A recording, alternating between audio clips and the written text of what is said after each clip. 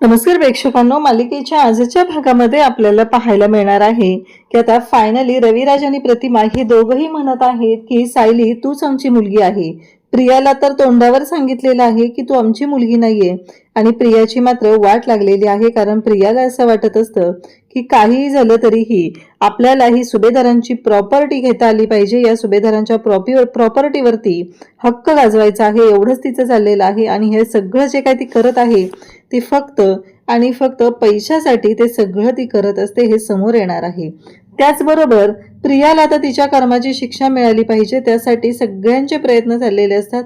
प्रियाची जी काही नाटकं आहेत ती सुद्धा सगळ्यांच्या समोर आलेली असतात आणि प्रिया ज्या पद्धतीने या सगळ्यामध्ये अडकत चालली आहे ते सुद्धा आपल्याला पाहायला मिळणार आहे. आता प्रियाने प्रॉपर्टी पेपर गोळा केलेले आहेत आणि प्रॉपर्टी पेपर घेऊन प्रिया फक्त एकच म्हणत आहे की आता ही किल्लेदारांची प्रॉपर्टी आणि स्वतः त्या रविराज किल्लेदारने हे माझ्या नावावर केलेलं आहे आणि एकदा का हे माझ्या ताब्यात आलं की सगळ्या गोष्टी आता माझ्या होणार आहेत. पण तिथे आता उभी आहे ती म्हणजे इकडे कृष्णाने प्रियाला ते प्रॉपर्टी पेपर घेताना ते लपवताना पाहिलेलं आहे आणि त्यामुळं प्रियाची मात्र आता पुरती वाट लागणार आहे. हे सगळं कशा पद्धतीने होणार आहे ते आपण आपल्या आजच्या या व्हिडिओमध्ये पाहणार आहोत. त्यासाठी व्हिडिओ शेवटपर्यंत पहा. त्याचबरोबर चॅनलवरती नवीन असाल तर चॅनलला नक्की सबस्क्राईब करा. इकडे अर्जुन, सायली सगळेजण आलेले आहेत. जानकी आणि सखीने प्रियाला मध्ये उभं केले आणि साईडने एक रिंगण घेतले आणि त्या रिंगणाला आग लावलेली आहे. प्रिया मात्र बोंबा मारत असते, मला वाचवा, मला वाचवा, मला यातनं बाहेर काढा कोणीतरी, मला त्रास होतोय. तेव्हा मात्र सगळेजण तिथं असतात. सगळेजण म्हणत असतात की मगाशी प्रतिमा त्या जेव्हा आतून ओरडत होत्या त्यांनाही त्रास होत होता, तेव्हा तू त्यांचा विचार केलास का? तुला वाटलं का त्यांना वाचवायला आपण गेलं पाहिजे? तेव्हा तर तुझ्या डोक्यात नवनवीन गोष्टी येत होत्या. तेव्हा तुला अनेक गोष्टी वाटत होत्या की हे असं केलं पाहिजे, मी जाऊ शकत नाहीये पुढं, मग मी काय करू, असे अनेक प्रश्न तुझ्या पुढे उभे होते. तेव्हा तुला वाटलं नाहीये ना, मग आता का तुला कोणी वाचवायला यावं? असं म्हणत सगळेजण बोलत असतात. तेव्हा प्रिया म्हणत असते, अगं आई तू तर ये ना ग, आई तू तर ये, बघ तरी मला काय होतंय, मला खूप भीती वाटते, असं म्हणत प्रियाने गोंधळ घालायला सुरुवात केलेली असते. तेव्हा मात्र प्रतिमा म्हणत असते की अगं मगाशी जानकी म्हणाली ना मनापासून वाटलं पाहिजे, पण मला मनापासून वाटतच नाहीये की तुला वाचवायला आलं पाहिजे किंवा तुला त्रास होतोय, मला काहीच होत नाहीये. त्यावरती प्रिया म्हणत असते, म्हणजे तू माझ्याशी असं वागणार आहेस का? असं म्हणत प्रिया आता वेगळाच गोंधळ घालत असते. तेव्हा प्रतिमा तिला स्पष्टपणे सांगते की हो, कारण मला जराही वाटत नाहीये की तू माझी मुलगी आहे, त्यामुळं मला या कोणत्याच गोष्टीचं काहीच वाटत नाहीये आणि तुला वाचवायचा प्रश्नच येत नाहीये, कारण माझ्या मनात तुझ्याबद्दल कोणत्याही भावना नाहीयेत. त्याचं एकमेव कारण आहे ते म्हणजे तूही तशीच आहे. तुला माझ्याबद्दल जर काही वाटत नसेल तर मला का तुझ्याबद्दल काही वाटावं, असं म्हणत इकडे आता प्रतिमाने सुद्धा वाट लावलेली असते. अश्विनला प्रिया म्हणत असते की मला वाचव, अश्विन मला वाचव, मला या सगळ्यातून बाहेर काढ. पण अश्विन मात्र म्हणत असतो की मी का वाचू, कारण आजपर्यंत तू सगळ्यांना फक्त त्रासच दिलेला आहे, तू फक्त सगळ्यांना त्रास द्यायचंच काम करते, तर आम्ही तुला या सगळ्यातून का बाहेर काढायचंय? कारण तू कधी विचार केला का पूर्णाजीशी चुकीचं वागली, अस्मिताईशी चुकीचं वागलेली आहेस. त्याचबरोबर सायलीला जिन्यावरून ढकलून दिलेलं आहे, एवढ्या चुकीच्या गोष्टी केलेत. प्रिया मात्र ओरडत असते, मला वाचवा, मला या सगळ्यातून बाहेर काढा. पण कोणीच ऐकायला तयार नसतं, कारण सगळ्यांच्या डोक्यात एकच सुरू आहे की प्रियाने आजपर्यंत केलेले कांड. तेव्हा सायली म्हणत असते की आता तुला वाटतं का तुला वाचवलं पाहिजे, का वाचवायचं तुला, आणि काय होणार आहे तुला एवढ्याशा आगीने? तेव्हा जानकी म्हणत असते की काही होणार नाहीये तुला एवढ्याशा आगीने, फक्त थोडीशी चटके सहन करावे लागतील एवढंच आहे, आणि ते चटके सहन करायची तयारी तुला ठेवावीच लागणार आहे. आजपर्यंत तू सगळ्यांना चटकेच दिलेले आहेत, आजपर्यंत सगळ्यांच्या बाबतीत तू चुकीचंच वागलेली आहे, असं इकडे प्रियाला सगळेजण सांगत असतात. कारण प्रियाला असं वाटत असतं की तिनं जे काही केलेलं आहे ते कोणाच्या लक्षात येणार नाहीये, पण तिच्या सगळ्या चुका आता सगळ्यांच्या समोर आलेल्या असतात. आता प्रिया त्यातून बाहेर पडते. जानकी सुद्धा म्हणते, गप्प आहे तू, तुझं जरा आतीच चाललेलं आहे, असं म्हणत आता जानकीने प्रियाला चांगलाच दम दिलेला असतो. आता प्रिया त्या रिंगणातून बाहेर येते, रूममध्ये येऊन आंघोळ करते. असं पण प्रियाची जागा स्टोर रूम मध्ये आहे आणि ती स्टोर रूम मध्येच राहत असते. प्रिया आता आंघोळ करते आणि त्यानंतर ती म्हणते, आत्ता कुठे मला जरा बरं वाटायला लागलेलं आहे, नाहीतर माझी अवस्था जी काय झालेली होती ती खूपच भयानक अशी झालेली होती.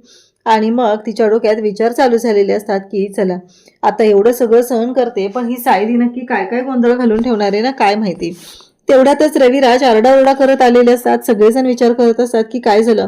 प्रताप, कल्पना, प्रताप, अश्विन, अर्जुन असं म्हणत ते आलेले असतात. आणि तेव्हा मात्र रविराज आता प्रियाला त्याचबरोबर प्रियाच्या बाबतीत बोलण्यासाठी आलेले असतात. एवढं सगळं झालेलं आहे तरीही प्रताप तुम्ही त्या मुलीला या घरात का ठेवून घेतलेलं आहे, का असं वागलेलं तुम्ही, तुमच्या लक्षात येत नाहीये का या सगळ्याचे परिणाम काय भोगायला लागणार आहेत, तरीही तुम्ही अशा पद्धतीने का विचार करताय.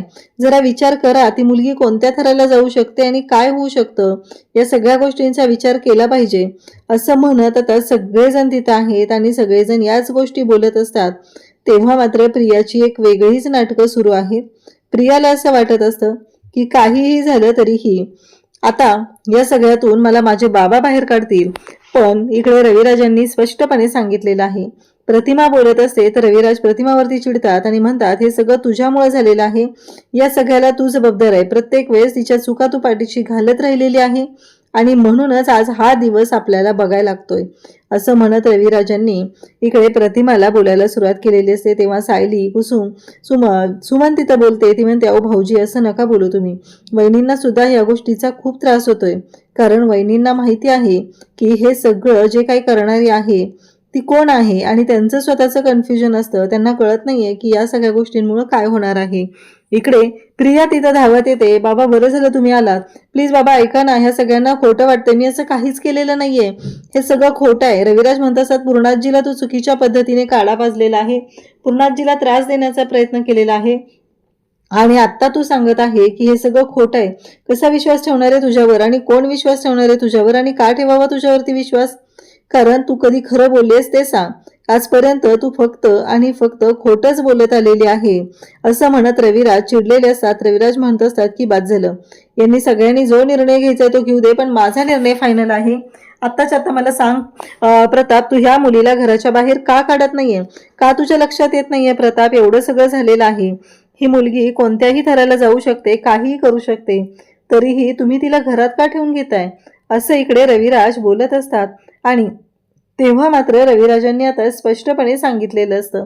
त्याचवेळी प्रिया हात जोडून विनंती करत असे, बाबा प्लीज ऐका ना माझं, असं नका ना करू, मला काय म्हणायचंय ते एकदा ऐकून घ्या असं म्हणत तिचा गोंधळ सुरूच झालेला असतो. आणि तेव्हा मात्र रविराज म्हणत असतात की उठ, आत्ताच्या आत्ता इथून उठ, ही सगळी नाटकं आहेत ना तुझी बंद कर. कारण मला कळतच नाहीये की या माणसांनी तुझ्यावर अशी दया का दाखवलेली आहे. ती म्हणत असते माझं काहीच चुकलेलं नाहीये बाबा, मी आईला सांगितलंय, विचारा ना तुम्ही आईला, आई मला समजून घेते, आईला मी सांगितलंय, आईनं ऐकलंय माझं सगळं, माझी काहीच चूक नाहीये. तेव्हा रविराज म्हणतात की प्रतिमा लक्षात ठेव, काही झालं तरी ह्या मुलीच्या बाबतीत कोणतीच गोष्ट सहन केली जाणार नाही. तुला असं वाटत असेल की काही झालं तरीही या सगळ्या गोष्टी आता आम्ही सहन करू, पण तुझ्यावर विश्वास ठेवू तर अजिबात नाही. तुझ्यावर विश्वास ठेवायला आम्ही तयारच नाहीये, एवढं लक्षात ठेवायचं आहे, तू निघायचं आहे. तेव्हा मात्र सायली त्याचबरोबर अर्जुन तिथे असतात. ते रविराजांना सांगत असतात की सायली म्हणते रविराज काका थोडं शांत व्हा तुम्ही, तुम्हाला अजून बऱ्याच गोष्टी माहीत नाहीयेत. कारण रविराज काही दिवस बाहेर गावी होते आणि ते आलेले असतात. आल्यानंतर त्यांना त्या गोष्टी कळल्यामुळे त्यांना खरं तर वाईट वाटलेलं असतं आणि ते डायरेक्टली इकडे सुभेदारांच्या घरी आलेले असतात आणि तिथे जाब विचारत असतात. आता मात्र प्रिया रडत असते. प्रिया म्हणत असते बाबा एकदा ऐकून घ्या ना, माझी चूक नसताना मला त्रास होत आहे.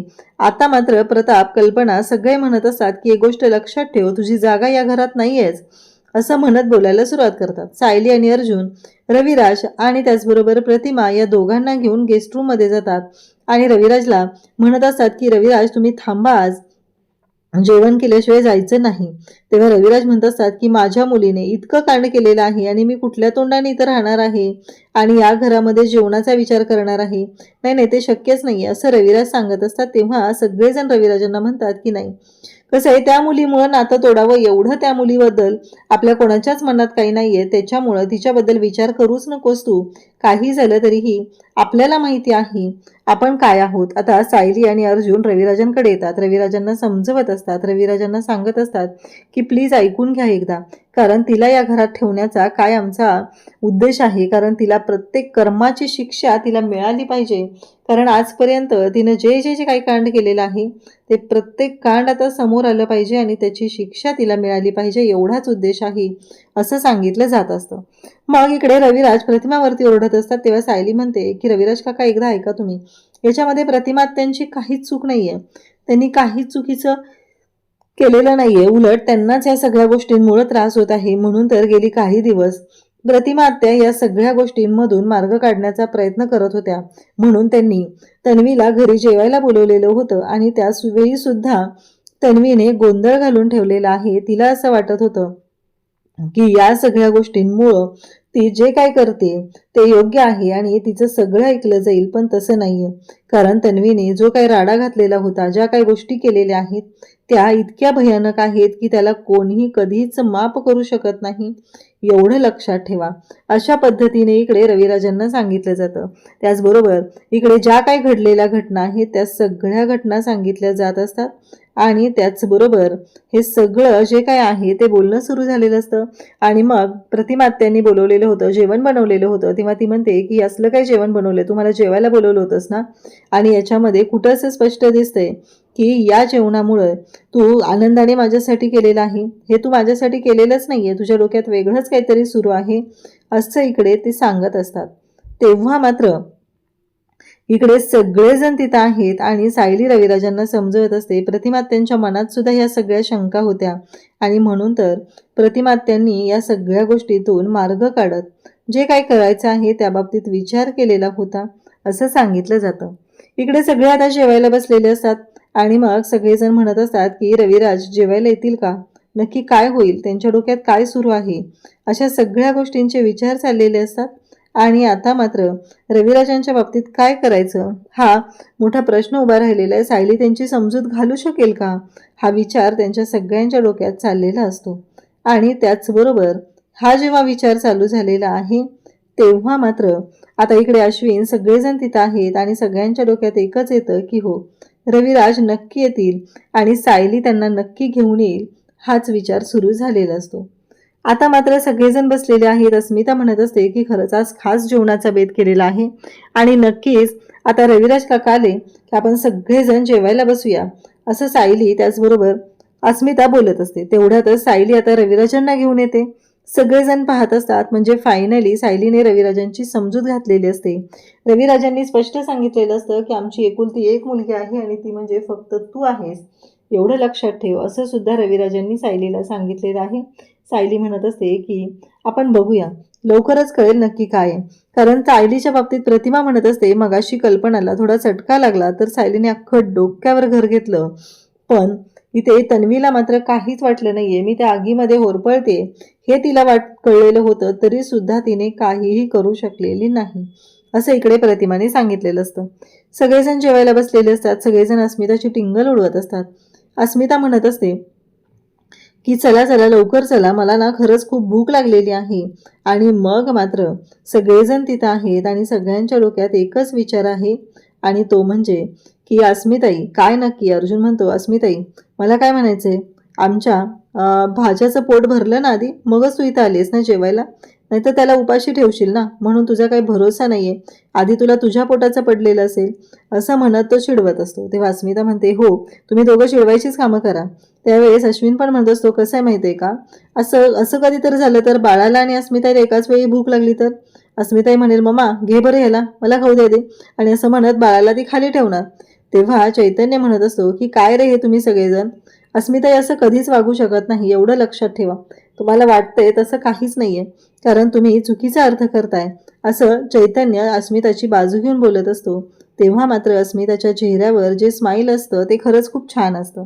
तेवढ्यातच सचिन तिथे येतो आणि मग सायली म्हणत असते की सचिन भाऊजी तुम्हाला जेवायला वाढू का. त्यावरती तो म्हणत असतो हो चालेल, थोडंसं खाऊन जाईल. आणि तो अस्मिताला सांगत असतो की मला अर्जंट काम आहे, मला जायचंय. त्यावर अस्मिता मात्र म्हणते की हो जा, आणि सायली राहू दे, त्याला बाहेर काम आहे, अर्जंट काम आहे, त्याला जायचंय, त्याला जाऊ दे, त्याला नको जेवायला वाढू तू, असं सायली अस्मिताला सांगत असते. अस्मिता सायलीला सांगते. आणि तेव्हा मात्र इकडे सायली पाहतच राहते. तेव्हा चैतन्य आणि अस्मिता बोलत असतात चैतन्य म्हणत असतो की कसं आहे, चैतन्य गुरुजींची आयडिया लागू पडलेली दिसते, चैतन्य गुरुजींचा विजय असो असं म्हणत तो स्वतःचंच कौतुक करत असतो. अस्मिता म्हणते, तूच सांगितलं ना मला फक्त स्वतःसाठी जगायचं, तर मी तेच करते.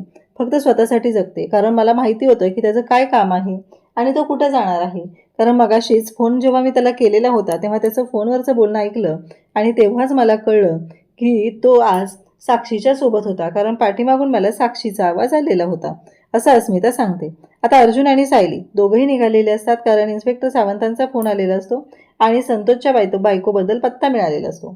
घरातले सगळेजण काही त्यांना जाऊ देत नाहीत. तेव्हा अर्जुन म्हणत असतो की मम्मा, अगं इन्स्पेक्टर सावंत पण आहेत आमच्यासोबत, नको काळजी करू तू, आम्हाला जावं लागणार आहे. तेव्हा रविराज म्हणतात की अगं कल्पना, असा विचार नको करू, जाऊ दे मुलांना बाहेर, त्यांच्यावरती असे हट्ट नको करूस, निर्बंध नको लादू. तेव्हा चैतन्य म्हणतो, मीही आहे सोबत, असं म्हणत तिघजण बाहेर पडतात. जाताना मात्र अर्जुन रविराजांना एक सल्ला देतो आणि रविराजांना सांगतो की सिनियर, मला तुला एक गोष्ट सांगायची आहे. काहीही झालं तरीही आम्ही बाहेर पडलोय आणि त्या क्षणी प्रियाच्या काही हालचाली असतील तर ते आम्हाला कळव, कारण तिची कोणतीही मूव आमच्यासाठी खूप धोकादायक होऊ शकते, असं इकडे अर्जुनने सांगितलंय. आणि आता हे सगळेजण पोहोचलेले आहेत आणि अर्जुन सायली काम होतं आणि रिटर्न येत असतात. तेव्हा कृष्णाचा फोन येतो, कारण प्रिया म्हणत असते की अर्जुन सायलीचा काही भरोसा नाहीये, ते काय करतील काही सांगता येत नाहीये. माझ्याकडे हे प्रॉपर्टी पेपर आहेत आणि हे घेऊन मला गेलं पाहिजे. आणि हे लपवायला ती येते, ती नेमकी कृष्णाच्या शेतामध्ये. तिथं येऊन प्रियाने ते लपवलेलं आहे आणि कृष्णाने ते पाहिलंय आणि सायलीला लगेच फोन केलेला आहे. कृष्णा म्हणते की या कृष्णाच्या शेतात जर कोणी येऊन काही करून गेलं तर कृष्णाला कळणार नाही म्हणजे काय, असं म्हणत कृष्णा सायलीला फोन करून सांगते. तेव्हा सायली म्हणते की मला नक्कीच काहीतरी संशयास्पद वाटतंय, असं सायलीच्या डोक्यात आलेलं आहे. अशाच अपडेटसाठी चॅनलशी कनेक्ट राहा. थँक्यू.